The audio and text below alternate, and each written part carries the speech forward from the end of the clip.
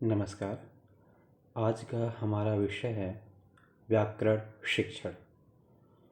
व्याकरण शिक्षण को समझने से पूर्व यह आवश्यक है कि हम यह जानें कि व्याकरण क्या है, व्याकरण किसे कहते हैं। अगर हम विभिन्न विद्वानों की परिभाषा देखें तो हमें व्याकरण का अर्थ समझ में आता है। पंडित कामता प्रसाद गुरु कहते हैं, व्याकरण भाषा की शुद्धता तथा व्यावहारिकता का विवेचन करता है। डॉक्टर स्वीट महोदय कहते हैं, व्याकरण भाषा का व्यवहारिक विश्लेषण है। वहीं महर्षि पतंजलि कहते हैं कि व्याकरण शब्दों को नियमबद्ध करता है।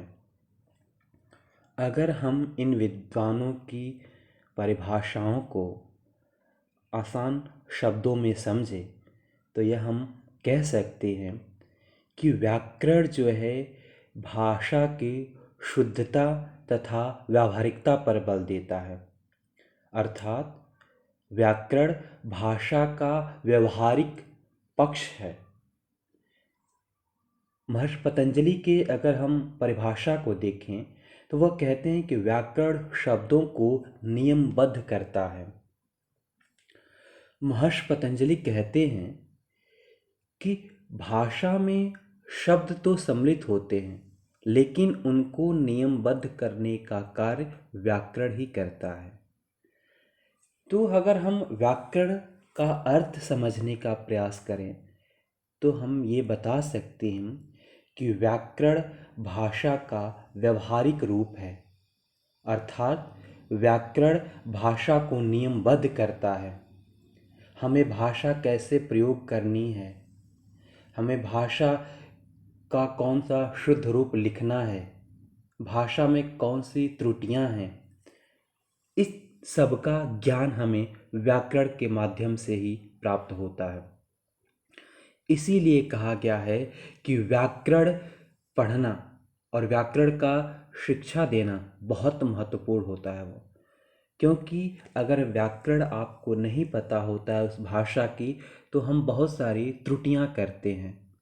हम सही प्रकार से उस भाषा को ना तो लिख पाते हैं ना ही उच्चारण कर पाते हैं। इसीलिए आप लोग देखे होंगे कि जब दूसरे भाषा के बोलने वाले किसी अन्य भाषा को बोलते हैं तो उसमें त्रुटियां पाई जाती हैं। उदाहरण के तौर पर अगर कोई विदेशी आकर हमारे देश में भाषा बोलता है तो उसमें उसको त्रुटियां होनी स्वाभाविक है, क्योंकि वह उसका व्याकरण नहीं जानता है। अगर वह व्याकरण सीख जाता है तो वह त्रुटियां दूर करने लगता है। तो व्याकरण के अर्थ को आप इस प्रकार से बता सकते हैं। अब हम बात करते हैं कि व्याकरण शिक्षण के उद्देश्य क्या है। विद्यार्थियों को हम व्याकरण की शिक्षा क्यों देते हैं। विद्यार्थियों के व्याकरण की शिक्षा हमें प्राथमिक स्तर से ही देना शुरू कर देना चाहिए, यह विद्वानों का कहना है। तो ऐसा क्या कारण है, क्या उद्देश्य है कि जिसके लिए हमें बच्चों को व्याकरण शिक्षण की आवश्यकता पड़ती है। तो अगर हम उद्देश्य की बात करें तो आप बता सकते हैं कि भाषा की ध्वनि, शब्द, वाक्य, शब्द की रचना, वाक्य की रचना आदि के नियमों से परिचित कराना ही व्याकरण शिक्षण का उद्देश्य है। आप लोग जानते होंगे कि हर भाषा में ध्वनि है, शब्द है, कैसे शब्दों की रचना होती है, वाक्य की रचना कैसे होती है, ये सब हमें पता चलता है जब हम व्याकरण पढ़ते हैं। दूसरा उद्देश्य आप बता सकते हैं, भाषा के शुद्ध रूप को पहचानना। अर्थात कहाँ भाषा में गलतियाँ हैं, कहाँ पे अशुद्धियाँ हैं, वो हमें पता सब चलेगा जब हम व्याकरण जानते होंगे उस भाषा का, चाहे वो भाषा कोई भी हो। हम यहाँ पे हिंदी भाषा की बात कर रहे हैं। वैसे ही अंग्रेजी भाषा हो सकती है, उसकी भी अगर हम त्रुटियां जाननी हो तो हमें उसका ग्रामर जानना आवश्यक है। अतः भाषा के शुद्ध रूप को पहचानने के लिए आवश्यक है कि हमें व्याकरण शिक्षण को पढ़ाया जाए। जैसे मैं एक उदाहरण देता हूँ। एक शब्द है स्वजन, आधा स व जन, स्वजन। इसका मतलब होता है अपने लोग, आत्मीय जन इसको कहते हैं। वहीं पे दूसरा शब्द है स्वजन, अर्थात बड़ा श आधा व जन। इसका मतलब होता है कुत्ता। तो अगर व्यक्ति को व्याकरण नहीं पता है तो वो समझ नहीं पाएगा कि स्वजन और स्वजन अर्थात छोटा सा आधा और बड़ा सा, ये अक्सर गलतियां होती हैं उच्चारण में स और श का। तो एक स्वजन आत्मीय जन हो जाता है, वहीं पे दूसरा स्वजन कुत्ता हो जाता है वो।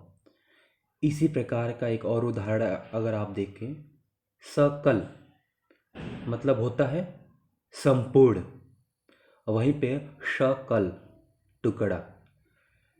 तो कहने का तात्पर्य यह है कि भाषा के शुद्ध रूप को पहचानने के लिए हमें व्याकरण की शिक्षा आवश्यक है। वो तभी हम सही शब्दों का प्रयोग सही स्थान पर कर पाएंगे।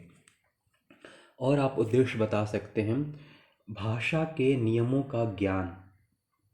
प्रत्येक भाषा का कुछ नियम होता है, उसका ज्ञान कराना ही व्याकरण शिक्षण का उद्देश्य है। हम बच्चों को उसका ज्ञान कराते हैं कि इस भाषा को, वाक्य को, शब्द को, ध्वनि को कैसे लिखा जाए, कैसे पढ़ा जाए। तो उन नियमों का ज्ञान कराने के लिए आवश्यक है कि व्याकरण की शिक्षा दी जाए। और आप उद्देश्य बता सकते हैं, अभिव्यक्ति में शुद्धता लाने की योग्यता विकसित करना। हम विद्यार्थियों को व्याकरण शिक्षण देते हैं, उसका एक महत्वपूर्ण उद्देश्य यह भी होता है कि विद्यार्थियों की अभिव्यक्ति में शुद्धता आ सके, वह शुद्ध रूप से बोल सके, शुद्ध रूप से लिख सके। और आप उद्देश्य बता सकते हैं व्याकरण शिक्षण की, भाषा के अशुद्ध रूप को परखने की क्षमता विकसित करना। अर्थात विद्यार्थी समझ पाए कि कहाँ पे त्रुटि है, क्योंकि अगर आप त्रुटि समझ जाते हैं तो आप उसको ठीक कर सकते हैं। तो वो भी व्याकरण शिक्षण का उद्देश्य है कि जो भाषा का अशुद्ध रूप है, विद्यार्थियों को हम उसको क्षमता विकसित हो सके कि वो उसको पहचान सके वो। क्योंकि अगर उसको पहचानने में सफल हो जाएगा तो उसका वो तार्किक शक्ति का विकास हो जाएगा, अतः वह शुद्ध रूप से लिखना एवं पढ़ना शुरू कर देगा। तो ये मुख्यतः व्याकरण शिक्षण के कुछ उद्देश्य हैं। अब हम बात करते हैं कि व्याकरण शिक्षण को कैसे पढ़ाया जाए, व्याकरण शिक्षण की विधियां कौन कौन सी हैं। तो व्याकरण शिक्षण की विधि की अगर हम बात करें तो प्रमुखतः विधियां हैं निगमन विधि, आगमन विधि, भाषा संसर्ग विधि, पाठ्य पुस्तक विधि। ये प्रमुख विधियां हैं व्याकरण शिक्षण की। अब हम एक एक करके इन विधियों की बात करते हैं। तो सर्वप्रथम आता है निगमन विधि। निगमन विधि जिसको अंग्रेजी में हम डिडक्टिव मेथड कहते हैं। क्या है निगमन विधि? व्याकरण शिक्षण के इस विधि के अंतर्गत शिक्षक सर्वप्रथम विद्यार्थियों को पहले नियम बता देता है, तत्पश्चात उदाहरण के माध्यम से उसका प्रयोग बताता है। अर्थात इस विधि के माध्यम से शिक्षक जब व्याकरण की शिक्षा देता है तो विद्यार्थियों को क्या करता है कि पहले नियम बता देता है और उसके बाद उसका उदाहरण देता है। उदाहरण के तौर पर अगर शिक्षक कक्षा में संज्ञा पढ़ाने जाता है वो, तो अगर वह निगमन विधि के द्वारा पढ़ाएगा तो वो पहले संज्ञा की परिभाषा बताएगा। वो बच्चों को पहले बताएगा कि किसी वस्तु, व्यक्ति एवं स्थान के नाम को संज्ञा कहते हैं। अर्थात पहले वह नियम बता दिया, उसके बाद क्या करेगा, उदाहरण बताएगा। जैसे कुर्सी, मेज, बल्ब, दिल्ली, बम्बई, यानी कि जो भी उसका उदाहरण है उसके बाद देगा और उसको व्याख्या करेगा। तो ये हो गया निगमन विधि, इंग्लिश में इसको डिडक्टिव मेथड जो कहते हैं। यानी कि नियम बताना, तत्पश्चात उसका उदाहरण देना और बच्चों को समझाना। तो इससे क्या नुकसान होता है कि बच्चों को नियम रटना पड़ता है। वो अगर हम कक्षा में जाते ही कहते हैं बच्चों से कि संज्ञा की परिभाषा लिखिए, मैं बोल रहा हूँ या आप लिखिए, या या शिक्षक जाते ही संज्ञा की परिभाषा लिखवाने लगता है या ब्लैक बोर्ड पर लिखने देता है, तो विद्यार्थियों को समझ नहीं आता है कि क्या चीज़ें हैं ये हमें क्यों पढ़ाया जा रहा है वो। तो इससे क्या होता है कि विद्यार्थियों में एक कन्फ्यूज़न की भावना उत्पन्न होती है। उन्हें समझ में नहीं आता है कि हमें सर आज आज हमें ये क्या पढ़ा रहे हैं, संज्ञा क्या है। वो उनके लिए बिल्कुल नई नई चीज़ है वो। तो ये होता है निगमन विधि और इसका कुछ ये दोष। एक बात और यहाँ पे जाननी आवश्यक है कि यह विधि जो है वो किस पे बल देती है, अज्ञात से ज्ञात, अनोन से नोन। यानी कि संज्ञा क्या है, विद्यार्थियों के लिए अज्ञात है, वो नहीं जानते हैं वो।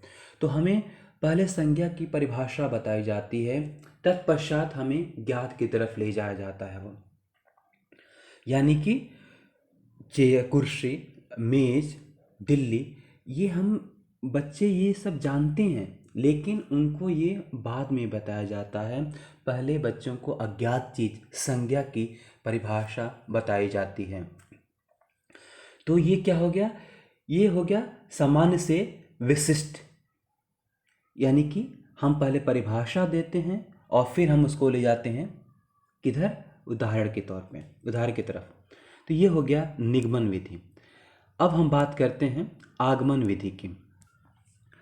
यह विधि निगमन विधि के बिल्कुल ही विपरीत है, उल्टा कह सकते हैं आप। इसके अंतर्गत शिक्षक सर्वप्रथम उदाहरण प्रस्तुत करता है, तत्पश्चात उन उदाहरणों के माध्यम से नियम या सिद्धांत की रचना करता है। जैसे हम उसी संज्ञा के उदाहरण को लेते हैं, तो इस विधि में क्या करेगा शिक्षक कि ज्ञात से अज्ञात की तरफ जाएगा, विशेष से सामान्य की तरफ जाएगा। ज्ञात क्या है विद्यार्थियों को, विद्यार्थियों को ज्ञात है दिल्ली, लखनऊ, बम्बई, ये जो जगह है, स्थान के नाम है, वो उसको जानता है बच्चा। वो कुर्सी जानता है, वो किसी व्यक्ति के नाम को, अपने दोस्तों के नाम को जानता है। वो उसके लिए क्या है, ज्ञात है, ये विशेष है। उसकी तरफ से कहाँ जाएगा, वो सामान्य की तरफ, यानी कि नियम बनाएगा। तो हम संज्ञा जब पढ़ाते हैं इस विधि के माध्यम से, तो विद्यार्थियों को पहले हम उदाहरण बताया जाता है वो। ठीक है, बच्चों से हम पूछेंगे, ये बताइए आपके कक्ष में ये जो दोस्त है उनका क्या नाम है, इनका नाम राम है। जो चेयर है, वो जो दिख रही है, आप जिस पे बैठे हैं उसको क्या कहते हैं, कुर्सी कहते हैं। जिस पे हम शिक्षक लिख रहा है उसको क्या बोलते हैं हम, ब्लैक बोर्ड बोलते हैं। किस शहर में रहते हैं, लखनऊ में रहते हैं। तो ये कहने का तात्पर्य यह है कि जब हम विभिन्न उदाहरण देते हैं और उसके बाद से हम परिभाषा बताते हैं, तो जब शिक्षक ये उदाहरण लेगा फिर कहता है हाँ ये सब क्या है, मैंने आप लोगों से इतनी सारी चीज़ें पूछी, ये सब क्या है, वो इसी सब को संज्ञा कहते हैं। तो अब उसकी वो परिभाषा लिखवाता है। तो संज्ञा क्या हो गया बच्चों, तो संज्ञा यह हो गया कि किसी भी व्यक्ति, वस्तु, स्थान के नाम को ही हम संज्ञा कहते हैं। तो वो ज्ञात से अज्ञात की तरफ गया, वो विशेष से सामान्य की तरफ गया। तो ये है आगमन विधि, जो निगमन विधि के बिल्कुल उल्टा है। क्योंकि निगमन विधि में पहले नियम था, उसके बाद उदाहरण था, लेकिन आगमन विधि में पहले उदाहरण है, अर्थात पहले बच्चा जो जानता है उसको बताते हैं, तत्पश्चात उसको हम जो नहीं जानता है अज्ञात की तरफ उसको हम ले जाते हैं। तो ये आगमन विधि हो गया।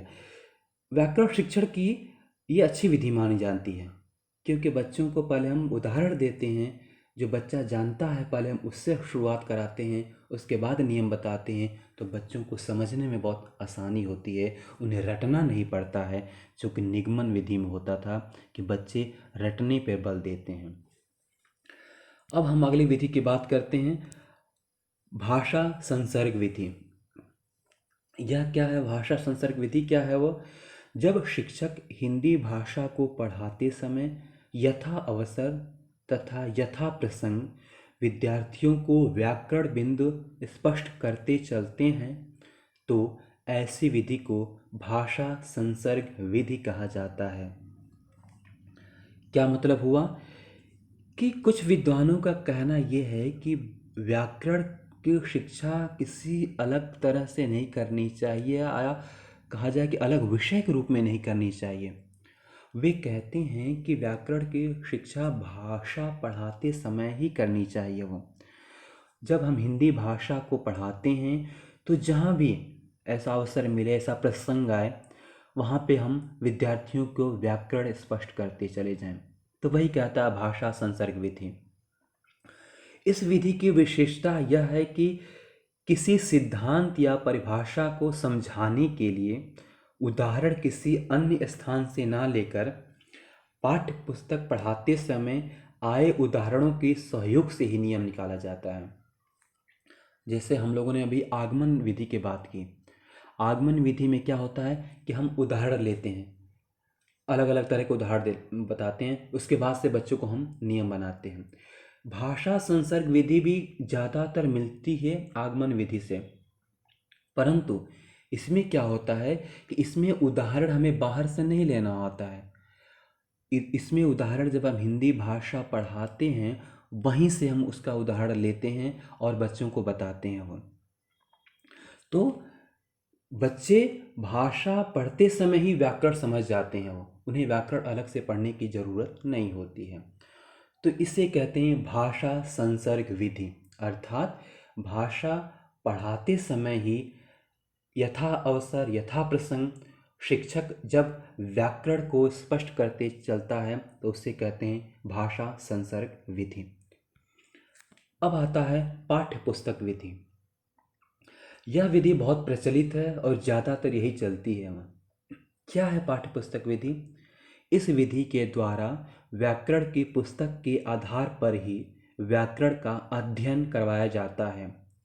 प्रत्येक कक्षा के लिए व्याकरण की पाठ्य पुस्तक निर्धारित की जाती है तथा शिक्षक उस पुस्तक में दिए गए नियमों की व्याख्या करता है एवं विद्यार्थी पुस्तक के नियम तथा उदाहरणों को कंठस्थ कर लेते हैं। अभी भी हमारे विद्यालयों में यह विधि प्रचलित है। क्यों? इसमें क्या किया जाता है कि प्रत्येक कक्षा के लिए अलग अलग व्याकरण की पाठ्य पुस्तक बना दी गई होती है। शिक्षक क्या करता है, उन्हीं पाठ्य पुस्तक में जो भी दिया होता है उसको ही बच्चों को बता देता है। वो लिखवा देगा या उसी को एक्सप्लेन कर देता है, व्याख्या कर देता है, और बच्चे क्या करते हैं उसको कंठस्थ कर लेते हैं। जो भी नियम दिया होता है, जो भी उदाहरण दिया जाता है उसको रट लेते हैं, याद कर लेते हैं। बहुत सारे विद्वानों का मानना है कि यह विधि अच्छी नहीं है वो, क्योंकि यह रटने पर बल देती है। बच्चों को पता है कि हाँ हमें यही पढ़ना है, इसी से पूछा जाएगा। उन्हें जो ये परीक्षा ली जाएगी या जो शिक्षक पूछेगा हमें इसी चैप्टर से पूछेगा, इसी अध्याय से पूछेगा, तो वो पाठ्य पुस्तक विधि है। लेकिन इसकी अच्छाइयाँ भी हैं। अच्छाइयाँ ये हैं कि बच्चे बाद में भी उसको पढ़ सकते हैं, क्योंकि उसके पास पाठ्य पुस्तक है। वो कक्षा में समझ नहीं आया तो घर पर जाकर उसको पढ़ सकते हैं वो। इसकी अच्छाई ये भी है कि बच्चों को यह पता होता है कि हमें क्या पढ़ना है, हमें क्या कौन सा आज पढ़ाएंगे, शिक्षक कौन सा हमें विषय वस्तु पढ़ाएंगे वो। तो ये हो गया पाठ्य पुस्तक विधि, अर्थात प्रत्येक कक्षा के लिए व्याकरण की पाठ्य पुस्तक बनाई गई होती है। शिक्षक उन्हीं पाठ्य पुस्तकों के अध्यायों को विद्यार्थियों को पढ़ाता है और उनके उदाहरण बताता है और उनकी व्याख्या बताता है। तो ये हो गया पाठ्य पुस्तक विधि। तो आपके इतनी ही विधियां हम आज के वीडियो में बात करेंगे कि क्या है व्याकरण, ये आप पता करें कि व्याकरण किसे कहते हैं। आपको व्याकरण का अर्थ पता होना चाहिए, व्याकरण का क्या महत्व है। बहुत महत्व है व्याकरण, क्योंकि भाषा को हमें शुद्धता को समझने के लिए व्याकरण शिक्षण के क्या उद्देश्य हैं इसकी हमने बात की। और फिर हमने बात की व्याकरण शिक्षण की विधियों की, जिसमें से निगमन विधि, अंग्रेजी में जिसको हम डिडक्टिव मेथड कहते हैं, आगमन विधि, अंग्रेजी में इसको हम इंडक्टिव मेथड कहते हैं, भाषा संसर्ग विधि और पाठ्य पुस्तक विधि। तो इन विधियों की हमने बात की। मैं उम्मीद करता हूँ कि आपको व्याकरण शिक्षण की यह विधियाँ समझ में आई होंगी। इसी के साथ हम आज की वीडियो यहीं पे समाप्त करते हैं। अगले वीडियो में हम अगले विषय पे बात करेंगे। बहुत बहुत धन्यवाद।